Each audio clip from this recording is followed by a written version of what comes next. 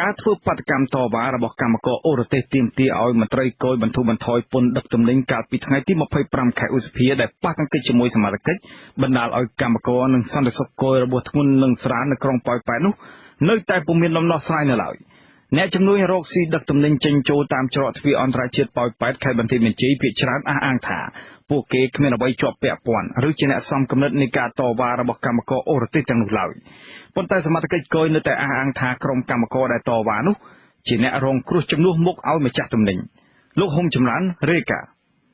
ការឆ្លើយទម្លាក់កំហុសដាក់គ្នាទៅវិញទៅមករវាងសមត្ថកិច្ចអ្នកជំនួយនិងកម្មករអូរទេសនេះមន្ត្រីសង្គមស៊ីវិលមើលឃើញថាពុំមែនជាដំណោះស្រាយដើម្បីបញ្ចប់ជម្លោះរបស់កម្មករអូរទេសដែលតវ៉ានោះទេអ្នកជំនួយភាគច្រើនមានមតិស្រដៀងគ្នាថាការផ្ទុះកំហឹងតវ៉ារបស់ក្រុមកម្មករអូរទេសជាមួយសមត្ថកិច្ចគយក្រុងប៉ោយប៉ែតនោះជាការទាមទាររបស់កម្មករដែលពួកគេជួបការលំបាកដើម្បីរកប្រាក់ចំណូលទៅដោះស្រាយជីវភាពរស់នៅប្រចាំថ្ងៃរៀងៗខ្លួនអ្នកជំនួញរកស៊ីដឹកទំនិញចេញចូលពីកម្ពុជាទៅប្រទេសថៃតាមច្រកទ្វារអន្តរជាតិប៉ោយប៉ែតម្នាក់គឺអ្នកស្រីអូនថ្លែងថាការតវ៉ារបស់កម្មករអូរទេស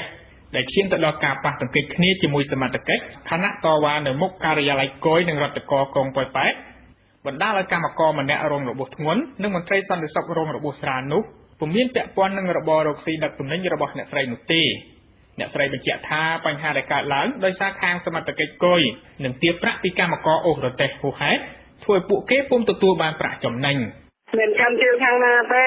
គយព្រលិនក៏វាខ្នាស់ដែរវាមិនធម្មតាទេសំបីតែលក់សបុតលឿងអីចឹងគាត់ថាជួយកម្មករតែម៉ោង8ហ្នឹងវាយកសបុតវាទុកហើយវាសុកចិត្តលក់សបុតយកលុយវិញអាសបុតលឿងអាព្រីហ្នឹងវាមិនឲ្យណាវាឲ្យត្រឹមតែម៉ោង8ព្រឹកហ្នឹងហ្នឹងកន្លែងប៉ូលីសកន្លែងគយហ្នឹងវាដូចតែគ្នាបងហ្នឹងនិយាយទៅបើកម្មករគ្នាបងតែឲ្យបងល្មមនេះជួនកាលបងក្នុងបងស្រាយផងទោះជាយ៉ាងនេះក្តីប្រធានគយនឹងរដ្ឋកោក្រុងប៉ោយប៉ែតលោកជួនហៃនៅតែអះអាងថាក្រុមកម្មករអូរទេសចេញមុខតវ៉ានោះពួកគេជាអ្នករងគ្រោះជំនួសមុខឲ្យម្ចាស់ទំនិញទេលោកជួនហៃបញ្ជាក់ថាអ្នកជំនួញទាំងនោះជាអ្នកដែលទទួលផលចំណេញកប់ក្តោងពីការតវ៉ានេះដើម្បីផលប្រយោជន៍របស់ខ្លួនដែលមិនអាចអនុគ្រោះបានឡើយ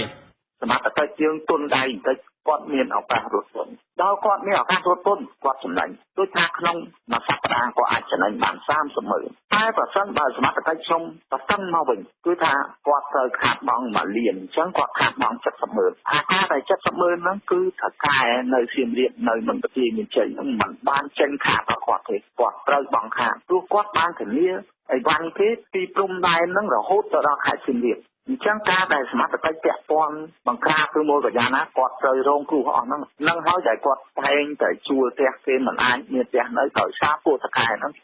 យ៉ាងណាក្រុមកម្មករអូរទេសថ្លែងថាការតវ៉ាជាច្រើនលើកច្រើនសារកន្លងមកដោយសារពួកគេអត់ទ្រាំនឹងការទារប្រាក់ដឹកទំនិញបន្តិចបន្តួចពីមន្ត្រីគយនិងរដ្ឋកោប្រចាំច្រកទ្វារអន្តរជាតិប៉ោយប៉ែតធ្វើឲ្យពួកគេបាត់បង់ប្រាក់ចំណូលដោះស្រាយបញ្ហាក្រពះប្រចាំថ្ងៃមកទៅយកមួយឆ្នាំទៅមួយឆ្នាំហ្មងហើយយករហូតមិនមែនមកយកមួយថ្ងៃជប់មួយខែជប់ណាអ្នកណាអ្នកយកកយទៅចិត្ត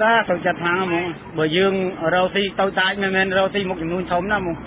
យើងកម្មកររកស៊ីធម្មតាហ្នឹងមិនមុខចំនួនធំ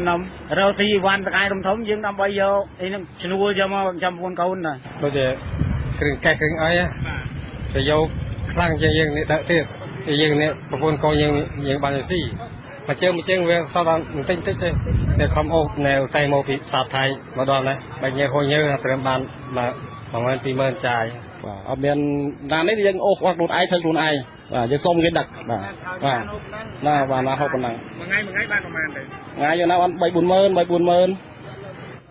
ទោះយ៉ាងនេះក្តីសមត្ថកិច្ចគយនៅតែអះអាងថាពិបាកក្នុងការទប់ស្កាត់ទៅលើក្រុមម្ចាស់ចំនួនធំដែលរកស៊ីដឹកទំនិញតាមច្រកទ្វារអន្តរជាតិប៉ោយប៉ែតពីព្រោះពួកគេច្រើនយកកម្មករអូរទេសធ្វើជារនាំងបិទបាំងទោសកំហុសនៅពេលដែលពួកគេដឹកទំនិញចេញចូលដោយកិច្ចពីការបង់ពន្ធតាមផ្លូវច្បាប់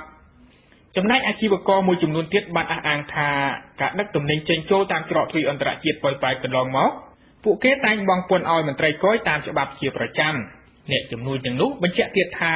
សមត្ថកិច្ចគយមិនគួរទម្លាក់កំហុសទៅលើរបរជំនួញរបស់ពួកគេពាក់ព័ន្ធនឹងការតវ៉ារបស់ក្រុមកម្មករអូរទេសនោះឡើយ មានបញ្ហាទេព្រោះវ៉ាន់ខ្ញុំមានមកខ្ញុំចូលក្រុមហ៊ុនគេបងប្អូនជូនរត់ទាំងអស់អញ្ចឹងណាវាអត់មានបញ្ហាអីកើតឡើងទេព្រោះវ៉ាន់ខ្ញុំតែមានឡានទៅបងប្អូនទាំងអស់បងប្អូនចូលរត់ពាក់ព័ន្ធនឹងការទម្លាក់កំហុសគ្នាទៅវិញទៅមកនេះមន្ត្រីសម្របសម្រួលអង្គការលីកាដូខេត្តបន្ទាយមានជ័យលោកខុនឈិនមានប្រសាសន៍បញ្ជាក់ថាទាំងអាជីវករកម្មករអូរ៉ាតេសនិងខាងសមត្ថកិច្ចគយដែលឆ្លើយទម្លាក់កំហុសដាក់គ្នាទៅវិញទៅមកនេះគឺពុំមែនជាដំណោះស្រាយដើម្បីបញ្ជៀសបញ្ហាការតវ៉ារបស់កម្មករអូរ៉ាតេសនោះឡើយលោកបញ្យល់ថាចំណុចសំខាន់ខាងសមត្ថកិច្ចត្រូវរិះរកមូលហេតុដែលបង្កបញ្ហាហើយអនុវត្តតាមផ្លូវច្បាប់ទាំងសងខាងដោយឯករាជ្យមិនលំអៀងនិងមិនជាប់ពាក់ព័ន្ធនឹងអំពើពុករលួយនៅក្នុងនោះខាងមន្ត្រីគយអះអាងថាគ្រាន់តែការតវ៉ាក្នុងមួយថ្ងៃយើងខាតចំណូលអស់រាប់រយលានក្នុងមួយថ្ងៃនេះចឹងយើងខាតបង់ទាំងសងខាងអញ្ចឹងយល់ល្អគួរតែចាត់វិធានការឲ្យចំចំណុចបើសិនជាយល់ថាករណីនេះវាបណ្ដាលមកពីមានអ្នកនៅពីក្រោយខ្នងកម្មករអញ្ចឹងយើងចាត់វិធានការតាមផ្លូវច្បាប់ទៅបើសិនជាយើងរកឃើញថាកម្មករអ្នកអូរ៉ាតេសហ្នឹងគឺជាអ្នកសំគំនិតក្នុងអំពើកិច្ចព្រមយើងចាត់វិធានការតាមផ្លូវច្បាប់ដើម្បីរកអ្នកដែលជាមេខ្លោងយើងមិនអាចជាទុកស្ដាយឲ្យគាត់ប្រព្រឹត្តរឿងអញ្ចឹងហើយយើងចេះតែជាដើម្បីយកប្រយោជន៍ពីគាត់ក្នុងពេលដែលគាត់ធ្វើរឿងខុសច្បាប់ហើយយើងសំគំនិតជាមួយគាត់ដើម្បីធ្វើរឿងខុសច្បាប់ដើម្បីយកផលកម្រៃដាក់កប៉ាល់ខ្លួនយើងអត់ចង់បានវិធានការរបៀបហ្នឹងរបាយការណ៍របស់អភិបាលក្រុងប៉ោយប៉ែតបង្ហាញថាការប៉ះទង្គិចរវាងសមត្ថកិច្ចនិងកម្មករអូរ៉ាតេសដែលពួកគេតវ៉ាកាលពីថ្ងៃទី25ឧសភាកន្លងទៅបង្កការខូចខាតរថយន្តរបស់គយនិងរដ្ឋករក្រុងប៉ោយប៉ែតចំនួន7គ្រឿងព្រមទាំងកញ្ចក់របងទ្វារបង្អួចស្នាក់ការគយខូចខាតមួយចំនួនទៀតតែយ៉ាងណាខាងសមត្ថកិច្ចពុំទាន់កំណត់ជាក់លាក់ទៅលើការខូចខាត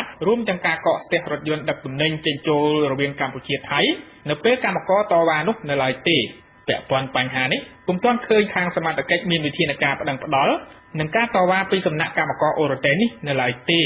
រហូតមកទល់ពេលនេះកម្លាំងសមត្ថកិច្ចមន្ត្រីកងរាជអាវុធហត្ថនិងប៉ូលីសក្រុងប៉ោយប៉ែតបន្តដាក់កម្លាំងយាមកាមជុំវិញការិយាល័យគយនិងរដ្ឋករក្រុងទាំងយប់ទាំងថ្ងៃនៅឡើយចំណែករថយន្តដឹកទំនិញចេញចូលកម្ពុជាថៃដំណើរការឡើងវិញជាធម្មតាខ្ញុំហុំចម្រើនវិទ្យុ RC សេរីរាយការណ៍ពីក្រុងប៉ោយប៉ែតខេត្តបន្ទាយមានជ័យ